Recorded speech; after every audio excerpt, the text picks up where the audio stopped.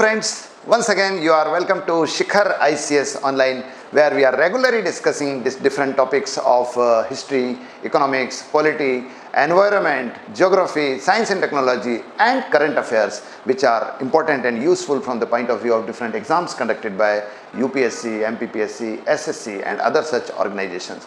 Friends, पिछले कुछ दिनों से भारत में पूरे समाज में और राजनीतिक पटल पर एक विषय बहुत ज़्यादा चर्चा में दिखाई दे रहा है और वो विषय है, वो सब्जेक्ट है uniform civil code, common civil code कह लीजिए, हिंदी में जिसे समान नागरिक संहिता कहा जाता है।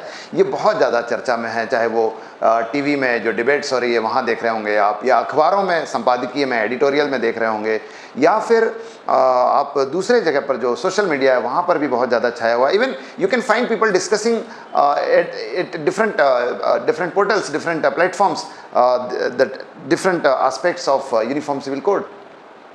आप देख सकते हैं लोग अलग अलग चीज़ों पर चर्चा कर रहे हैं यूनिफॉर्म सिविल कोड को लेकर। तो आज हमारी चर्चा का विषय यही यूनिफॉर्म सिविल कोड है। मैं हूं आपका फ्रेंड सुनील सिंह और आप देख रहे हैं शिखर आईसीएस चैनल। तो आज हम यूनिफॉर्म सिविल कोड के अलग अलग पक्षों की चर्चा करेंगे ताकि इसके अलग अलग पहलू स्पष्ट हो जाए। आपके जो कॉमन इंटरेस्ट के लिए जो लोग इसे जानना चाहते हैं उनके लिए भी, and those who are appearing in different exams conducted by UPSC और एमपीपीएससी और different exams which are having essays on such topic, तो उनके लिए भी जो है बहुत आसान हो जाए। इसके लिए हम उसके अलग अलग पहलुओं पर, अलग अलग पक्षों पर, डिफरेंट एस्पेक्ट्स को जो है एनालाइज करेंगे, चर्चा करेंगे। तो सबसे पहले हम ये देखेंगे कि आखिर ये अभी अभी चर्चा में कैसे आया और किस तरह से ये धीरे धीरे जो है इसका प्रचार होता जा रहा है। दूसरी चीज़ ये है कि आखिर यूनिफॉर्म सिविल कोड होता क्या है, क्या है यूनिफॉर्म सिविल कोड, क्या है समान नागरिक संहिता, इसको देखेंगे। तीसरा फिर हम ये भी देखेंगे कि यूनिफॉर्म सिविल कोड क्यों देश के लिए ज़रूरी है या ज़रूरी माना जा रहा है। फिर हम ये भी देखेंगे कि यूनिफॉर्म सिविल कोड जो है उससे क्या आशंकाएं हैं लोगों को, कुछ लोग विरोध में भी है, तो वह they are protesting against the implementation of uniform civil code in India, इसको भी देखेंगे। और फिर ये भी देखेंगे कि इसे किस प्रकार से इम्प्लीमेंट किया जा सकता है, अगर सरकार इसे इम्प्लीमेंट करना चाहती है तो किस प्रकार से किया जाना चाहिए। तो सबसे पहले तो हम ये देख रहे हैं कि यूनिफॉर्म सिविल कोड जो है अभी चर्चा में किस प्रकार से है। देखिए, अभी कुछ दिनों पहले जो है, पहले से देखिए यूनिफॉर्म सिविल कोड बहुत पहले से भारत के संविधान में है। जब संविधान बना तभी जो है आर्टिकल 44 में यूनिफॉर्म सिविल कोड को स्थान दिया गया। उसके बाद आप देखें कि जो वर्तमान सत्ताधारी दल है, भारतीय जनता पार्टी या एनडीए कह लीजिए, इनका शुरू से जो है, इनका जो मैनिफेस्टो है, घोषणा पत्र है, उसमें जो है समान नागरिक संहिता एक प्रमुख विषय के रूप में सम्मिलित की जाती रही है कि ये जब भी सत्ता में आएंगे भारत में समान नागरिक संहिता लागू करेंगे। तो समान नागरिक संहिता एक विषय ऐसा है जो पहले से चर्चित था, लेकिन अभी जो है कहते हैं ना कि जिन्न जो है बोतल से बाहर आ गया है, द इश्यू इज रीसरफेस्ड। तो अभी चर्चा में इस तरह से आया है कि अभी लगभग 15-20 दिन पहले जो है प्रधानमंत्री की भोपाल में एक सभा हुई थी जिसमें उन्होंने ये कहा था कि यूनिफॉर्म सिविल कोड देश की ज़रूरत है। उन्होंने कहा कि एक घर में दो कानून नहीं चल सकते, एक घर में दो अलग अलग लोगों के लिए दो कानून नहीं होना चाहिए। तो उनका इशारा यही साफ था कि देश में समान नागरिक संहिता जो है लागू होनी चाहिए। दूसरी चीज़ देखिए कि संसद ने भी इस पर जो है अपना इनिशिएटिव लिया है, अपना एक्शन लिया है, और संसद में जो है एक standing committee for law and justice जो है, कानून और न्याय की जो स्थायी समिति है, उसने अपनी एक पैनल बनाई है भारत में यूनिफॉर्म सिविल कोड लागू करना किस तरह से और क्या सिविल कोड का मसौदा होना चाहिए, इस पर चर्चा करने के लिए। तो पार्लियामेंट में भी, पार्लियामेंट्री कमेटीज़ में भी इस पर जो है चर्चा जो है शुरू हो गई है। तीसरी जो सबसे इम्पॉर्टेंट चीज़ है वो ये है कि एक लॉ कमीशन ऑफ इंडिया होता है, भारत का विधि आयोग। तो विधि आयोग ने जो है अभी पिछले कुछ दिनों पहले एक पब्लिक नोटिस जारी करके लोगों से राय मांगी है कि वो किस प्रकार से रिस्पॉन्ड करते हैं towards the implementation of uniform civil code in India. Bharat में समान नागरिक संहिता के क्रियान्वयन पर उनकी प्रतिक्रिया क्या है, whether they are in favour, whether they are neutral और whether they are against the implementation of uniform civil code in India. तो ये ऐसी कुछ चीज़ें हैं जो अभी चर्चा में आई और उसके कारण जो है यूनिफॉर्म सिविल कोड जो है राजनीतिक पटल पर चर्चा का एक बड़ा विषय बन गया है। हम देखते हैं कि आखिर ये यूनिफॉर्म सिविल कोड है क्या। देखिए, 3 शब्द है, यूनिफॉर्म सिविल कोड या कह लीजिए कॉमन सिविल कोड। कोड यानी तो होता है कानून की किताब, कानून की जो संकलन है उसको हम कोड कहते हैं। जैसे प्राचीन भारत में हमारे यहाँ स्मृतियाँ होती थी, आपने सुना होगा मनु स्मृति, याज्ञवल्क्य स्मृति, नारद स्मृति, ये सब अंग्रेजी में कहें तो ये सब कोड है, जिसको हम हिंदी में संहिता कहते हैं, कानून का collection, compilation of laws. Civil जो है सिविल कोड का मतलब होता है ऐसे कानून जो लोगों के आम जीवन से संबंधित है। ठीक है, दो तरह के कानून होते हैं, एक होते हैं क्रिमिनल कोड। क्रिमिनल कोड में ऐसे कानून आते हैं जो गंभीर अपराधों से संबंधित मामलों का निपटारा कैसे किया जाएगा या उसमें क्या दंड दिया जाएगा उससे संबंधित है। तो उसके लिए बहुत सारे कानून है, हमारे यहाँ आईपीसी है, क्रिमिनल कोड है, क्रिमिनल प्रोसीजर कोड है। लेकिन सिविल कोड जो है उसका लेना देना लोगों की सामान्य जनजीवन से, खास तौर पे जो परिवार से संबंधित कानून है, जो विवाह से संबंधित कानून है, तलाक से संबंधित कानून है, गोद लेने से संबंधित कानून है, विवाह विच्छेद से संबंधित कानून है, नातेदारी से संबंधित कानून है, पारिवारिक संपत्ति के उत्तराधिकार से संबंधित कानून है, संपत्ति के विभाजन से संबंधित, बंटवारे से संबंधित कानून है। इन कानूनों का संकलन कहलाता है सिविल कोड। तो यूनिफॉर्म सिविल कोड एक कॉन्सेप्ट है, एक अवधारणा है जो ये कहता है कि देश में सभी वर्गों के लिए एक समान नागरिक संहिता होनी चाहिए। There should be a common और uniform civil code for all classes of society of India. Bharat के सभी वर्गों के लिए एक समान नागरिक संहिता होनी चाहिए, यह है यूनिफॉर्म सिविल कोड। ठीक है, अब यूनिफॉर्म सिविल कोड जो है वो अभी हमारे यहाँ क्या है कि अलग अलग वर्गों के लिए अलग अलग कानून है। आप देखिए, जैसे हिंदुओं के लिए हिंदू अविभाजित परिवार अधिनियम अलग है, हिंदू मैरिज एक्ट अलग है, हिंदू सक्सेशन एक्ट अलग है, क्रिश्चियंस के लिए क्रिश्चियन मैरिज एक्ट अलग है, मुस्लिमों का मुस्लिम पर्सनल लॉ अलग है, सिख मैरिज एक्ट अलग है। तो ऐसे अलग अलग जो वर्ग है उनके लिए कानून जो है वो अलग अलग है। यूनिफॉर्म सिविल कोड यही कहता है कि नहीं, ऐसा नहीं होना चाहिए, सभी के लिए एक समान नागरिक संहिता होनी चाहिए। यानी क्रिश्चियन के लिए, सिख के लिए, हिंदू के लिए, मुस्लिम के लिए अलग अलग कानून होने के बजाय देश का एक कानून होना चाहिए। ठीक है, यह है यूनिफॉर्म सिविल कोड का कॉन्सेप्ट। प्रश्न यह है कि ये क्यों होना चाहिए। जब लोग कह रहे हैं कि यह होना चाहिए तो इसके पीछे उनके लॉजिक है। देखिए, लॉजिक यह है कि हम पहली चीज़ तो हम मॉडर्न सोसाइटी में है, एक आधुनिक समाज में है, चाहे आप कई देशों में देखिए, वहाँ यूनिफॉर्म सिविल कोड लागू है, एक समान नागरिक संहिता है सभी के लिए। और उसमें अब यूरोपीय देशों से लेकर हमारे जो अड़ोस पड़ोस के देश हैं वहाँ पर भी लागू है। ठीक है, तो यूनिफॉर्म सिविल कोड जो है, अभी आप फ्रांस में दंगे हो रहे हैं, वहाँ पर भी यूनिफॉर्म सिविल कोड है। यूरोप में कई देशों में यूनिफॉर्म सिविल कोड है। तो हमारे यहाँ यूनिफॉर्म सिविल कोड इसलिए होना चाहिए, we are living in a modern society, तो यहाँ इस तरह से होना चाहिए। एक दूसरी चीज़ यह है कि देश में संवैधानिक स्थिति को लागू करने के लिए ज़रूरी होना चाहिए, क्योंकि आप देखिए आर्टिकल 44 जो है भारतीय संविधान का, आर्टिकल 44 जो है वो एक नीति निर्देशक सिद्धांत है, directive principles of the state करके संविधान में एक चैप्टर है, जिसमें ये कुछ निर्देश है संविधान द्वारा सरकार के लिए, चाहे वो केंद्र सरकार हो चाहे वो राज्य सरकार हो, उनके लिए एक निर्देश है, उसी को हम कहते हैं डायरेक्टिव प्रिंसिपल्स। तो article 44 is one such directive principles for the state, और वो कहता है कि सरकार जो है, राज्य जो है, वो सभी के लिए समान नागरिक संहिता लागू करने का प्रयास करेगा, सभी वर्गों के लिए यूनिफॉर्म सिविल कोड लागू करेगा सभी वर्गों के लिए। तो आर्टिकल 44 जो है वो चूंकि कह रहा है कि समान नागरिक संहिता होना चाहिए, इसका मतलब संविधान कह रहा है, तो ये लागू होना चाहिए। अब फिर संविधान में ही आप आर्टिकल 37 को रेफर करेंगे तो वहाँ आपको दिखाई देगा कि वो ये लिखते हैं कि जो directive principles of the state है, it should be ideal for the state. जो नीति निर्देशक सिद्धांत है वो राज्य के लिए आदर्श होने चाहिए, यानी राज्य को उसे लागू करना ही चाहिए। आदर्श क्या होता है? वो जो राज्य के लिए लक्ष्य है, राज्य को जो करना चाहिए। तो आर्टिकल 44 लागू करने के लिए हमको इसे लागू करना चाहिए। फिर देखिए ये भी कि देश में संविधान के दूसरे आर्टिकल्स को देखिए, जैसे आर्टिकल 14 है। आर्टिकल 14 जो है वो क्लियरली कहता है कि सभी के लिए समान कानून होना चाहिए।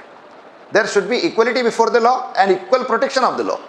आर्टिकल 14 सभी के लिए विधि के समक्ष समानता एवं विधि का समान संरक्षण।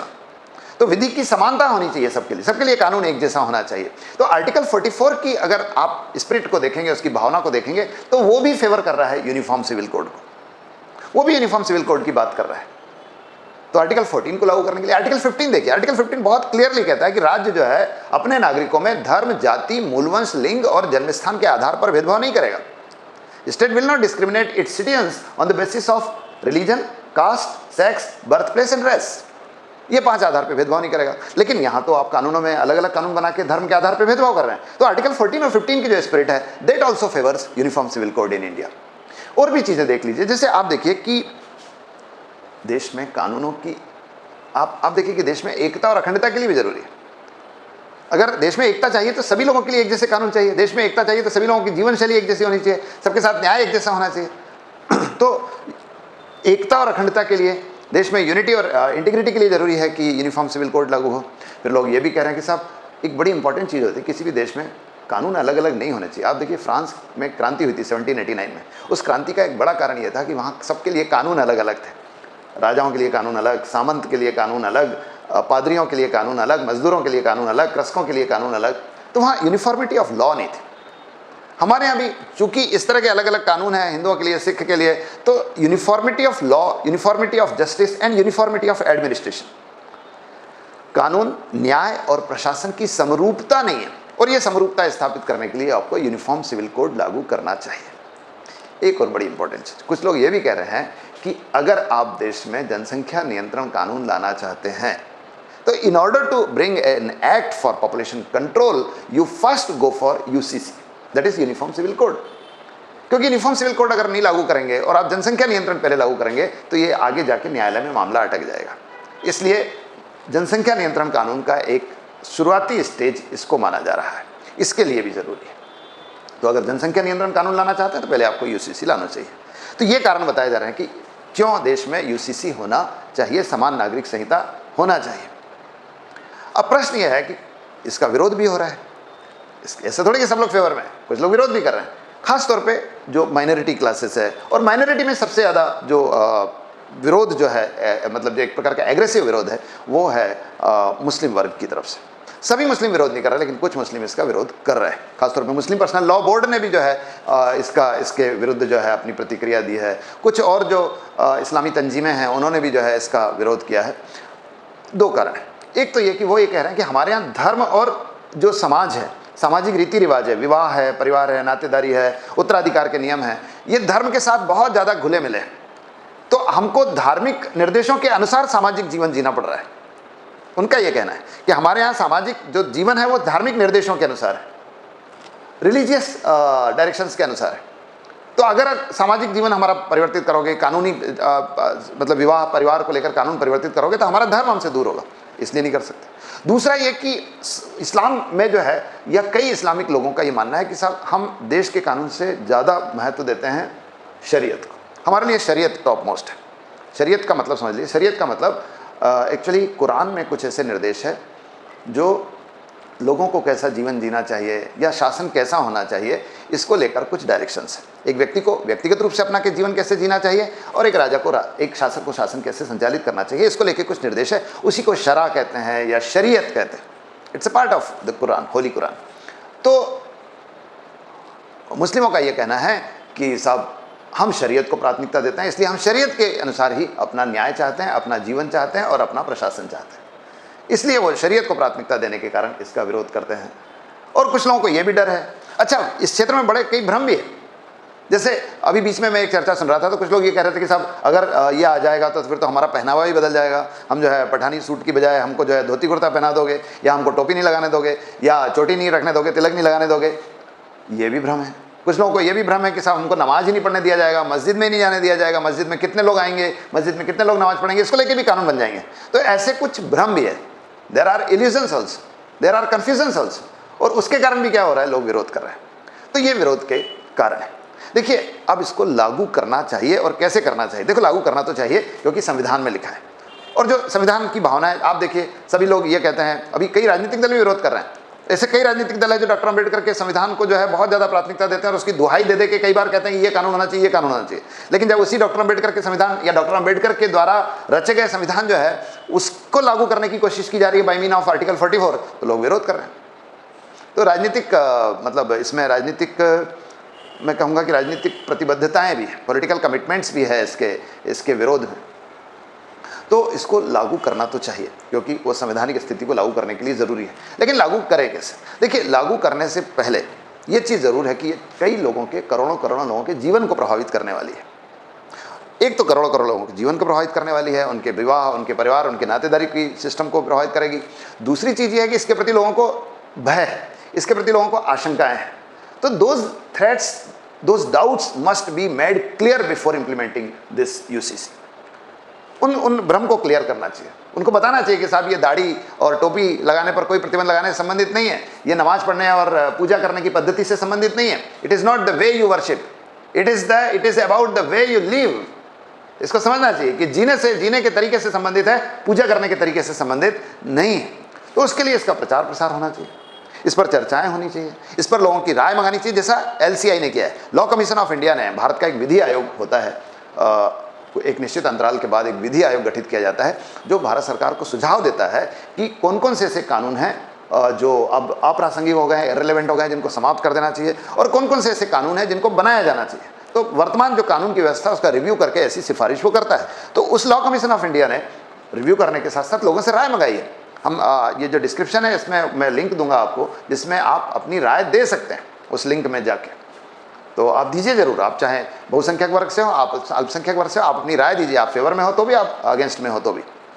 तो ये राय मंगानी चाहिए, लोगों में बहस होनी चाहिए, ताकि बहस के द्वारा लोगों के जो भ्रम है उनको दूर किया जा सके, लोगों के जो डाउट्स है उनको दूर किया जा सके। और उसके बाद एक देशव्यापी बहस के बाद जब इसका मतलब ये बहुत ज़्यादा चर्चा में आ जाए, सब लोग इसको समझ लें कि एग्जैक्टली यूनिफॉर्म सिविल कोड क्या है, उसके बाद इसे लागू किया जाना चाहिए। तो this is how the uniform civil code could be और should be implemented in India. तो ये यूनिफॉर्म सिविल कोड से संबंधित सारी बातें थी फ्रेंड्स। उम्मीद करते हैं आपको अच्छा लगा होगा। अच्छा लगा है तो आप इस वीडियो को लाइक कीजिए और अपने फ्रेंड्स के साथ जरूर इसको शेयर कीजिए, particularly the friends who are appearing in different exams conducted by these organizations। और फिर इसके अलावा ये भी कि आपने अगर ये चैनल सब्सक्राइब नहीं किया है अभी तक तो इसे सब्सक्राइब जरूर कर लीजिए। Thank you very much, have a good day.